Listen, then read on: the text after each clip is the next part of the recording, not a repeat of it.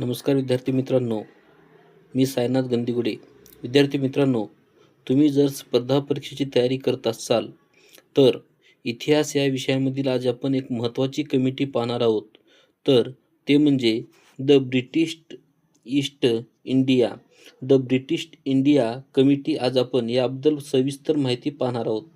यामध्ये यांचा स्थापना वर्ष आहे 27 जुलै 1889 रोजी. यानंतर यांचं ठिकाण आहे लंडन. त्यानंतर त्यांचे अध्यक्ष आहेत विल्यम वेडरबर्न. यांचे सचिव आहेत विल्यम डिग्बी. यानंतर या द ब्रिटिश इंडिया कमिटी यांचं जे नियतकालिक आहे ते म्हणजे इंडिया. सुरुवातीला संपादक विल्यम डिग्बी, नंतर कॉटन हे त्यांचे संपादक होते. यानंतर ही कमिटी स्थापन करण्यामागचा उद्देश काय होता आपल्याला ते पाहायचं आहे.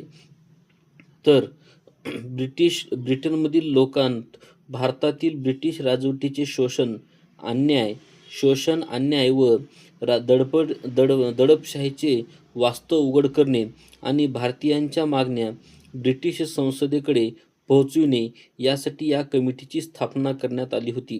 यानंतर यामध्ये आता आपल्याला सहभागी असणारे कोण कोण आहेत, भारतीय आहेत, हे आपल्याला पाहायचं आहे. तर सहभागी असणारे पहिल्यांदा आपल्याला पाहायचं आहे यामागे नंबर 1 भारतीय सदस्य म्हणजे व्योमेशचंद्र बॅनर्जी. त्यानंतर दादाभाई नौरोजी हे असे 2 भारतीय सदस्य होते. यानंतर त्या कमिटीमधील सदस्य म्हणजे सर ॲलन हुम, त्यानंतर विल्यम डिग्बी आणि त्यानंतर दादाभाई नौरोजी आणि नंबर 4 व्योमेशचंद्र बॅनर्जी. त्यानंतर आता आपल्याला पाहायचं आहे पुढचे सुद्धा सदस्य, ते म्हणजे विल्यम वेडरबर्न आणि W.S. केन.